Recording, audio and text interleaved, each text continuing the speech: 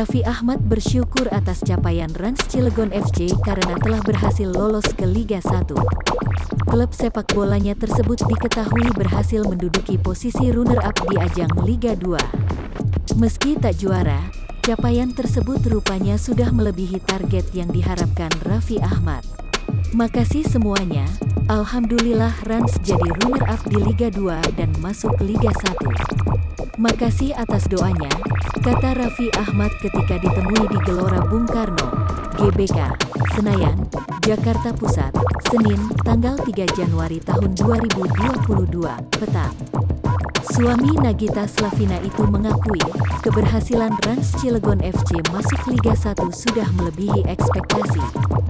Sebab, ketika mengakuisisi dari tim Cilegon FC, Raffi tidak ada target langsung menembus Liga 1.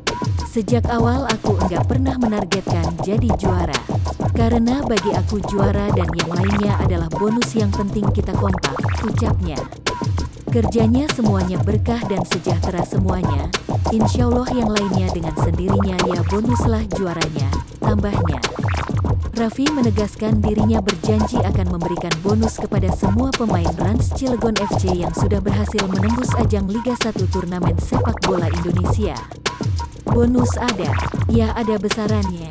Intinya keberhasilan ini juga berkat Hamka Hamzah, ungkapnya seraya tersenyum. Guna menghadapi Liga 1, Raffi Ahmad menegaskan akan menambah lagi kekompakan semua pemainnya agar bisa menoreh prestasi lagi untuk Rans Cilegon FC. Buat Liga 1 banyak tim-tim senior mohon bimbingannya. Ya ini menjadi motivasi buat kita di Liga 1 supaya kita bisa menorehkan prestasi meskipun semuanya pasti akan berproses naik turun dan lain-lain.